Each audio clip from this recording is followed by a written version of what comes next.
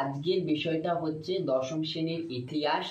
আর তোমাদের যে ইতিহাসের অধ্যায়টা সেটা হচ্ছে তোমাদের 7 নাম্বার অধ্যায়, যেটা 20 শতকে ভারতের নারী, ছাত্র এবং প্রান্তিক জনগোষ্ঠীর আন্দোলন, বৈশিষ্ট্য ও বিশ্লেষণ।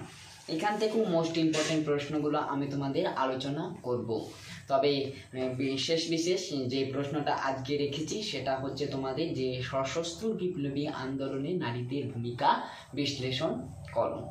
তো সশস্ত্র বিপ্লবী আন্দোলনে নারীদের ভূমিকা বিশ্লেষণ করতে হলে আমরা দেখে নেব যেটা যে একেবারে 19 শতকের শেষার্ধে এবং 20 শতকের শুরুতে যেখানে ভারতে আমরা নারী আন্দোলনের রাজনীতিতে যে নারীদেরকে একটা গুরুত্বতর বৃদ্ধি দেওয়া হচ্ছে, গুরুত্বতর সেটা বৃদ্ধি পাচ্ছে, এবং সেক্ষেত্রেও আমরা দেখতে পাবো যে রাজনীতিতে আসলে নারী এবং পুরুষ সমানভাবে ক্রমশ জনপ্রিয় হয়ে উঠছে। যদি এই নারী আন্দোলনের প্রেক্ষাপটটাকে একটু বর্ণনা করি, সেখানেও আমরা দেখতে পাবো যে একেবারে বঙ্গভঙ্গ আন্দোলনের পর থেকেই স্বদেশী আন্দোলনের যে অন্যতম নেতা সেটা কৃষ্ণ কুমার মিত্র এবং তারই কন্যা যে কুমুদিনী মিত্র তার সুপ্রভা পত্রিকায় এই যে দেশপ্রেমের একটা আদর্শ কিন্তু প্রচার করে। এরপরে দেখব যে সশস্ত্র বিপ্লবী আন্দোলনে নারীদের ভূমিকা বিশ্লেষণ করলে আমরা দেখতে পাবো যে এখানে বঙ্গভঙ্গ বিরোধী পর্বে আন্দোলন আছে। যে এই বঙ্গভঙ্গ বিরোধী পর্বের আন্দোলন যখন চলছে এই সময়কালে আমরা দেখতে পাবো যে বাংলারই কয়েকজন বিপ্লবীবাদের নারী সেখানে আমরা দেখতে পাবো যে গোপনে কি করছে, সংবাদ প্রেরণ করছে এবং অস্ত্র সরবরাহ করছে। এই ক্ষেত্রে আমরা ননিবালা দেবীর কথা না বললেই নয়, বা তা ক্ষেত্রেও আমরা দেখতে পাবো সেটা হচ্ছে সরলা দেবী চৌধুরানীরই হচ্ছে লক্ষ্মীর ভাণ্ডার বা যেটা ব্রতকথা সেটা। তাছাড়াও আমরা দেখতে পাবো যে দীপালি সংঘ আছে। এই দীপালি সংঘ কি না, আমরা এখানে দেখতে পাবো যে লীলা নাগ রায় কর্তৃক যে ঢাকায় প্রতিষ্ঠিত সেই দীপালি সংঘের উদ্যোগেই আমরা দেখতে পাবো যে এখানে অস্ত্র শিক্ষা, তারপরে লাঠি খেলা, তারপরে অস্ত্র সরবরাহ যে সরঞ্জাম এই সকলগুলো কিন্তু এখানে রাখা হতো, জোগাড় করা হতো। এবং তাছাড়াও আমরা এখানে দেখব যে একজন ছাত্রী এই সংঘের সঙ্গে যুক্ত ছিলেন, তার নাম হচ্ছে প্রীতিলতা ওয়েদার। এরপরে আমরা যদি দেখি যে দুটো পয়েন্ট হলো, এরপরে আমরা আরও বলতে পারি, সেখানে তোমরা বলতে পারো বীণা দাস আছে এবং আরও অনেকে আছে। প্রীতিলতা ওয়েদারটাই বলি। প্রীতিলতা ওয়েদার কি না, আমরা এখানে প্রীতিলতা ওয়েদারটা দেখে নিই একটু। যে প্রীতিলতা ওয়েদার হচ্ছে যে চট্টগ্রামেরই একজন বিপ্লবী। প্রীতিলতা ওয়েদার চট্টগ্রাম অস্ত্রাগার যে লুণ্ঠন যে সেনানায়কেরই একজন সহযোগী কিন্তু ছিলেন। তাছাড়াও আমরা দেখতে পাবো যে তার নেতৃত্বেই আমরা দেখতে পাবো যে একদল বিপ্লবী যে আছে সেটাকে একদল বিপ্লবী পাহাড়তলি ইউরোপিয়ান ক্লাব আক্রমণ করে ক্লাবকে পুরোপুরি বিপর্যস্ত করে দেয়। এবং তাছাড়াও এরপরে আমরা দেখতে পাবো যে আক্রমণ করে, এবং এখানে আমরা দেখব যে তিনি ফুলতার ছদ্মনাম কি করছে, নিজের ছদ্মনাম নিচ্ছে, যা ছদ্মনামে ফাঁসির সাজা প্রাপ্ত হচ্ছে। সেখানে রামকৃষ্ণ বিশ্বাসের সঙ্গে কি করছে, জেলে ও ধলঘাটে আত্মগোপনে থাকা। এছাড়াও আমরা দেখতে পাবো যে সূর্য সেনের সঙ্গে কিন্তু তার যোগাযোগ রাখতেন। তারপরেও আমরা দেখতে পাচ্ছি যে তিনি জালালাবাদের যুদ্ধ এবং ধলঘাটের যুদ্ধেও কিন্তু অংশ নেন। এছাড়াও আমরা দেখব যে তিনি সূর্য সেন, নির্মল সেন এবং অপূর্ব সেনের সঙ্গে মিলিত হয়ে ক্যামেরনকে হত্যার পর জঙ্গলে আশ্রয় নেন। এটা হচ্ছে প্রীতিলতা কিন্তু ওয়েদার।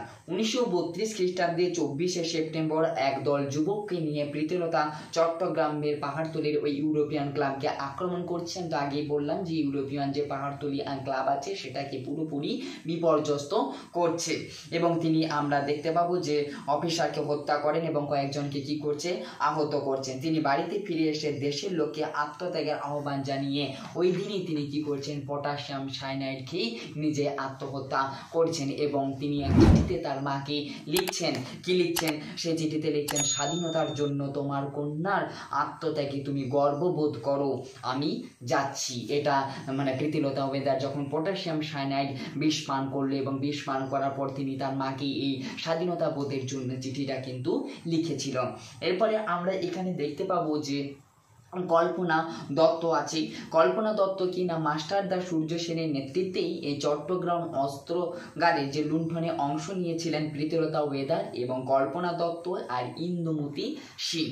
এছাড়াও আরও রয়েছে ইউরোপীয় ক্লাব আক্রমণের পর প্রীতিলতা আহ্বানের পথ বেছে নিলেও মানে কি আন্দোলনের যে পথ সেই পথটা যদি বেছে নিল সেখানে কল্পনা দত্ত পুলিশের হাত থেকে বাঁচতে নানা স্থানে পালিয়ে বেড়াচ্ছিলেন। তিনি ডিনামাইট দিয়ে জেলখানা ধ্বংসের পরিকল্পনা করে, ডিনামাইট ষড়যন্ত্র মামলায় অভিযুক্ত এবং বিস্ফোরক দিয়ে গান কটন তৈরি করে বিস্ফোরণ ঘটিয়ে বিপ্লবী গণেশ ঘোষ ও অনন্ত সিংহকে আদালত থেকে পালিয়ে যেতে সাহায্য করে ও ব্যর্থ হন। তাই রবীন্দ্রনাথ ঠাকুর তাকে বাংলার অগ্নিকন্যা বলেছেন। এই যে কল্পনা দত্ত আছে এখানে আমরা দেখতে পাবো যে রবীন্দ্রনাথ ঠাকুর কিন্তু কল্পনা দত্তকে বাংলার অগ্নিকন্যা বলেছেন। কিন্তু পরে পুলিশের হাতে ধরা পড়েন এবং গান্ধীজির পরিচালিত আইন অমান্য আন্দোলনকারী কল্পনা দত্তের যে ব্রিটিশ বিরোধী বিপ্লবী কর্মকাণ্ডের জন্য ইতিহাসে তাকে আজও শ্রদ্ধার সঙ্গে স্মরণ করা হয়। তখন আমরা আরও দেখতে পাবো যে চট্টগ্রাম অভ্যুত্থান এবং মহানায়ক Surya Sen the boy revolutionary গ্রন্থ আজও এক উল্লেখযোগ্য রচনা। এরকম বিভিন্ন গ্রন্থ আছে, সেই গ্রন্থের রচনাও আছে। তার আগে আমি একটা কথা তোমাদের ছুট করে এসেছি, যেখানে আমরা প্রীতিলতা ওয়েদার পড়লাম সেখানে একটা কোটেশন বা তোমরা নোট লিখতেই পারো যে প্রীতিলতা ওয়েদার কলকাতা বিশ্ববিদ্যালয়ে যখন শিক্ষিত মানে পড়াশোনার পর অধ্যাপনা করার পর আমরা দেখতে পাবো যে একটা নন্দনকানন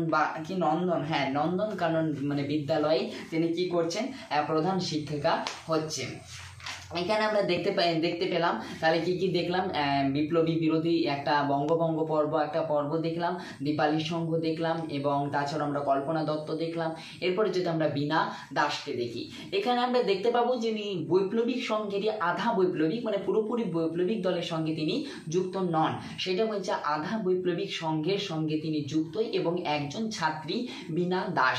তিনি কি করছেন না, বীণা দাসকে আমরা দেখতে পাবো যিনি কলকাতার একজন গভর্নর সিনেট জ্যাকসনকে হত্যা করার চেষ্টা করেন, কিন্তু মানে গুলি চালানোর চেষ্টা করেন, কিন্তু অল্পের জন্য তার গুলিটি মানে সেনেট গভর্নর জ্যাকসনের গায়ে মানে গুলিটি পাননি, মানে হত্যা মানে মারা যাননি সেনেট গভর্নর জ্যাকসন।